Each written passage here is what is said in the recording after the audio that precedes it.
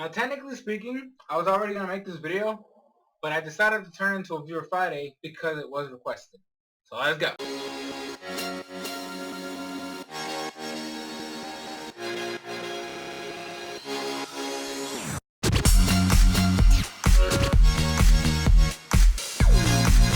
Yo, what is up, Crockxen clan members, poker fans, and others who stump on this video? I'm SoresanCrockxen here to do the Viewer Friday.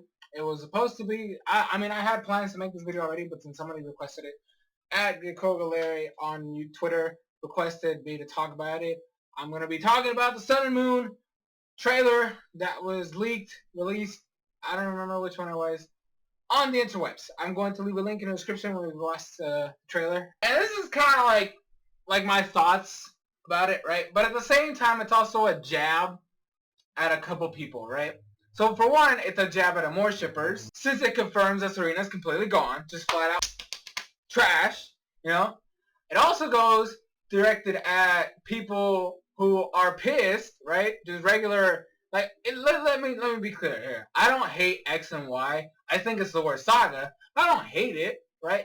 But there's people who are straight up pissed at this trailer, and one of them, like, I'm sorry, I don't usually like to call out other YouTubers and stuff like that, but John, you know, GCPM11, I don't hate this dude, okay? I love his videos. He's one of my favorite creators and stuff like that. But this boy made a video talking about the release of the trailer, and the only thing he complained about was visuals. Alright? So let me just get started with this whole debacle, right? So first off, they do show that Ash and all the other trial captains are indeed going to school. Lily's also a student there, which is very cool. Professor Kukui seems to be the teacher, which is fine. I really hope that they do bring like some of the other, you know, I guess adult characters here. Like maybe you get Samson, maybe as a teacher of some sorts or something. Hal, the dude that gives you the starters. I think he should also be a teacher of some sorts. I don't know. We'll see how it goes. Hal hasn't even been shown yet, so I'm actually very interested to see what they're going to do with his character. But, you know, they do have that setting. They do show... I mean, I will admit, the visuals don't look the greatest. But to me, I'm more hopeful for a better story than I am for visuals. Because something you need to understand is that visuals don't make an anime. Just look at X and Y. A lot of people praise it for its visuals. And I have been admitting since day one, X and Y looks beautiful as fuck and the animation is flawless. I don't think there's a single... Well, I mean, maybe in some certain occasions the animation is kind of weird. But for the most part, there's nothing wrong with the animation of X and Y. But that's the only pro it gets. Like, I still... Even though I love Bonnie to death, and she's my favorite character, and I love what they did with her, I still every day question why she's such an important character. There's no reason for this one little girl to be more important than the rest of the cast. Right? She's supposed to be the Max of this generation. And while I'm glad that they didn't make her Max, right? Because Max was just annoying little fuck. But there's no reason, like, I would have much preferred she was just a minor character that sometimes did some cool stuff over the fact that she's technically more important than the main protagonist of this entire show. I will actually sit here and defend the fact that Bonnie's more important than Ash. And that's sad. Ash is supposed to be the main character, and you have this little girl being more important to the plotline because she has Puni-chan. That's my... And then another thing. Look, Amore shippers. I'm sorry to say this, okay? She is gone. She is gone. You have to move on, okay? But you need to understand that she was not a good character. There's no reason... Like, besides the whole Amore shipping thing, right? Besides the romance things, there's no reason for Serena to go to Alola. And I'm going to explain why. Okay? Serena's the type of character that does nothing but be in the background the entire saga. She went 60 episodes without deciding on a goal, without having a goal besides holding Ash's hand, which is not a prominent goal to go on a Pokemon journey. Okay? She went 60 episodes without having a goal. That goal being a performer, but then that particular goal wasn't even relevant to the main plot line. See, the thing about Diamond and Pearl and the Hoenn Saga and contests in general is the fact that they were integral to the story. Because the main character, whether it was May or Dawn, was actually relevant enough to have contests be a focus in the story, right? So they had episodes dedicated to those characters to grow, improve, struggle for their contest. And then you had the contest stuff, then you had the the stuff that happens before and after the contest. They're all packaged. Performances aren't like that. I've yet to have somebody who loves Serena to death actually give me a valid argument to show me that Serena ever practiced for this stuff. Okay, besides the first performance, okay, I will give you that one. Before the first performance, they did give a little bit of focus to her goal and her purpose. But as soon as she lost that one, right, at the moment she lost the first performance and they did that bullshit scene trying to get you to feel sorry for her by her crying at the dock and cutting her hair to be trying to be the most dramatic thing in the world, that right there completely shifted, and then from then on, the only time you saw anything performance related was when they did the performances. Because anytime she practiced, it was either, the only thing that was shown is either the end of the routine or the beginning of the routine that was interrupted by Team Rocket or some fight between the Pokemon involved or some random bullshit. She never, and I mean never, practiced on screen. And I will sit here and defend the one point I brought months ago when they did the bullshit with the second victory where Serena was in that double battle with Shauna against Tierno Ash, saw Eevee dancing and made a whole new routine, mixed it in with her already made routine overnight, and perfected it by the next morning. That right there is just freedom element that's just given to her for no real gosh damn reason. And it just shows that the creators didn't give a damn about the performances. They didn't care about any of that. Because that's the only time they did anything. It's literally right when the performances was going to happen. And there was only 3. She only had to win 3 of them. 3 keys. With Dawn and May, they had to win 5. And that stuff was more fleshed out and, spaced. It was better. I mean, Diamond Pro was a little weird in that aspect because there was some spacing issues here and there. But for the most part, the contests were done really well and they were spaced correctly. You had a total of 5 performances. 5. She lost 2 of them through bullshit, right? Bullshit. The one where she lost to Jessie was even more insulting because you made it seem like Jessie didn't even deserve that win. Why couldn't Serena just lose to lose? Right? Why couldn't someone just beat her? I know the fact that Arya does beat her in the Master Class, but that's the Master Class. That's already the finals. And she makes it to the finals when there's nothing in between the final performance and the Master Class that shows any progress. So, and then after that, she became relegated again to the background character. I still want to bring back the episode where Ash had his first battle against Wolfric, and guess what? She became a code hanger for that entire episode. In case you forgot, I will give you the exact scenario again. Ash gets inside the gym field, then everybody's there. He communicates and talks to Wolfric, takes off his jacket, and literally just slams his jacket onto Serena and says, "Hold this." Those were his exact words. Hold this. He didn't even say, "Please." She was a coat hanger that entire episode. And there's no reason. I'm telling you, there's no reason besides the romance crap that you guys are so attached to for her to go to Alola. She doesn't bring anything to the table besides just a background character. Do you really, really feel like the creators give a damn to bring back a background character?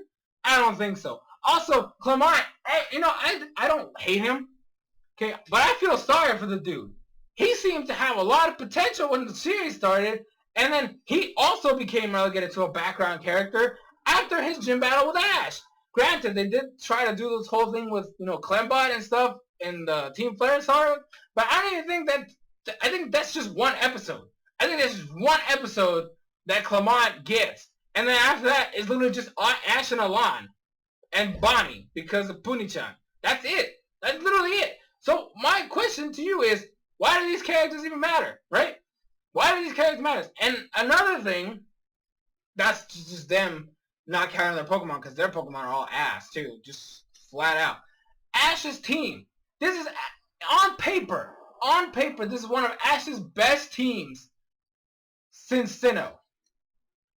Yeah, because, I mean, I still say, in terms of, on paper, Ash's team in Unova is not the greatest. Okay, just no. But even in Sinnoh, his team was ass. Because Infernape got most of the glory. Like, it was literally just Infernape. The same thing happened here. On paper, his team is solid. He's got Talonflame, Noivern, Greninja, Hawlucha, Goodra, and Pikachu. You want to know the problem with that? Goodra was released. Goodra was released in episode, like, 70? No, 80. I don't freaking remember. I don't even remember what episode. It was really a long-ass time ago. This Goodra was gone. Before Noibat. I'll just say that. Before Noibat, Goodra was gone. And then they showed him again in that one carving episode, and they didn't do anything to hint at the fact that Goodra was going to come back. And you know what? They just said, hey, fuck, we forgot that Ash doesn't have 6 Pokemon. Wait, Goodra's a thing. Let's just bring it back for no damn reason. No development. That evolution was rushed as fuck. Noivern had like 2-3 battles at max before the league. How is that developed? Pikachu, even Pikachu was relegated to the back, which is sad. This is his main Pokemon. Hawlucha was ass. Like, it showed up in the beginning, right? It was cool and badass. And then guess what? It was a piece of shit. It was a piece of shit. Afterward, the only thing it did right was that one battle against Valor, and I still call bullshit on that gym. There's no reason for a move like X-Scissor to break a field move. It just makes no sense. It just makes no sense. And then Greninja. Oh my god. Actually, before we talk about the Greninja stuff, Talonflame. You had a Talonflame. This is one of the most, like, impactful Pokemon in the metagame, and you're gonna relegate it to a worthless ass Pokemon? Boy! Also, the freaking copy paste of evolutions between the Fletchinder into Talonflame and Noibat into Noivern. Oh, hey, legendary birds. Let's just have both of them interact with one of them, and they're gonna evolve because reasons. And but like I said, Talonflame wasn't developed either. And then you get to Greninja. Now, I will sit here and defend your right to say that Greninja was developed. I do not disagree with that. Greninja is the only developed Pokemon on Ash's team in this entire saga. The problem with Greninja is that exact same thing. Not only did he take the spotlight from every other Pokemon on Ash's team, that shit was rushed. And sometimes that development was just given to him. Like when he finally mastered the Greninja form. By the way, for those of you guys who are new, I don't call it Ash Greninja because they showed at the beginning of X, Y, and Z that this scenario has happened before, and he looks exactly the same as this form, so there's no reason for this to be called Ash Greninja. Just call it the Greninja form. Just saying. Just throwing it out there. But the bitch, it was inconsistent. The writing for this thing was so inconsistent. You had him destroying people left and right for the longest time. Fights against Alon, gets blown away, which is perfectly fine. And then you have this thing where it overpowers Shota Sceptile, and then like other stuff happens. He loses to Alon again. Then he almost beats Diantha, and then after that loses to Shota, and then he loses to Wolfric, and then there's it was so off the wall. It was literally just jumping back and forth of, oh, do you want to make it OP or do you want to make it broken? Do you want to make it shitty or you going to ask?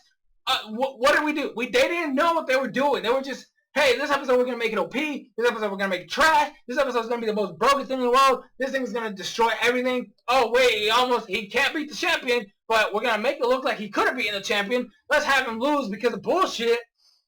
Inconsistency. I will still sit here and defend your right to say that it was developed, but you cannot sit there and tell me that development was good and well written. And you just can't. Because it was off the wall all over the damn place. And it made no sense. No sense whatsoever. Now, aside from that tangent, this has been straight up X and Y time. This is now a fresh start. This saga has been just complete utter shit. The fact that they're changing the story, the fact that they're changing his goal, there's a fresh start with Alola, which is what this trailer envisions. It's a fresh start. Ash looks different. The animation's not the greatest. But guess what? It's a new thing. They're trying something new. We've had the same plot line for six 6 generations. You gotta also add the Battle Frontier and the Orange Island Saga. It's been the same thing for so long. So long. It's time to try something different. There's no gyms in Alola. There is the trial captain stuff, and the fact you gotta do all this stuff. They can still incorporate that. But I like the fact they're going a different route.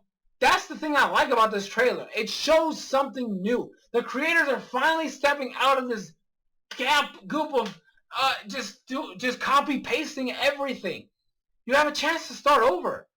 And that's what I like about this trailer. You see, Ash is having fun. He's freaking surfing. This boy's surfing with Pikachu. He's got the electric Z move. Right, I still think the dances look stupid, whether it's in the games or the show. But connection with Pikachu. There's so much potential here. And you guys are upset because it looks stupid. That's literally the only argument I've heard. The animation doesn't look as good as X and Y. John said this, and this I will say, it irritated me a little bit. He said because the animation doesn't look as great, it's not going to be as good as X and Y. X and Y is complete trash. The animation doesn't make a good show.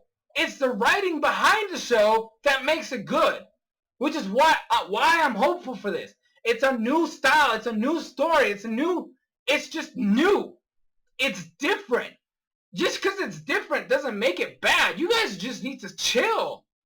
You guys are... Look. Okay? You can like X and Y. You can do it.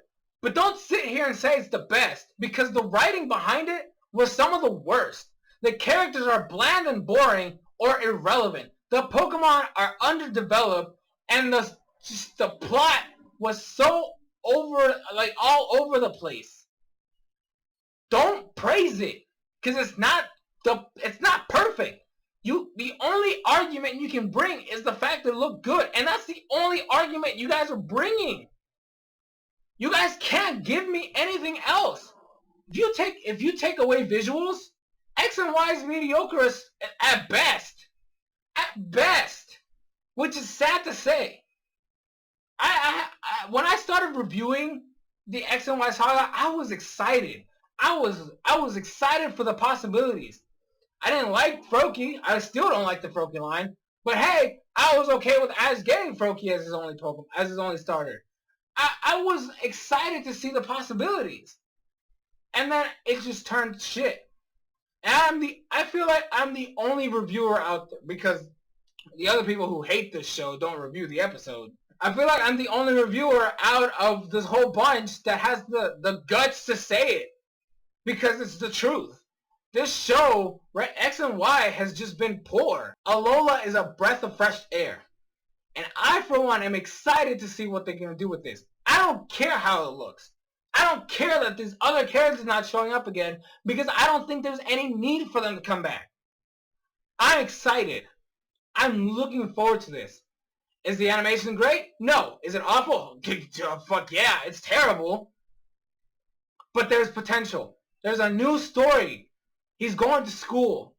And I, for one, will sit here and defend that. Also, for those of you guys talking shit about Black and White, oh, it's another Black and White, guess what? Black and White was better done than X and Y.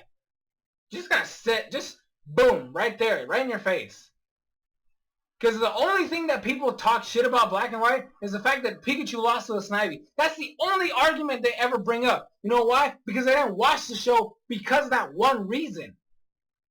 That you're focusing on one thing. One thing that happened literally the first episode of the saga. You didn't watch anything else, which just shows you don't care. But anyways, that's going to be it. It was a pseudo rant. I'm okay with it. I'm just excited. I'm glad. Fuck Serena. Fuck Amore shippers. Fuck your bullshit. Fuck people who say the animation sucks and that's why it's going to be terrible. Fuck you guys for defending X and Y like it's the perfect thing ever made. Now I'm done. I've been SoresanCrockxen. I'll see you guys in future videos.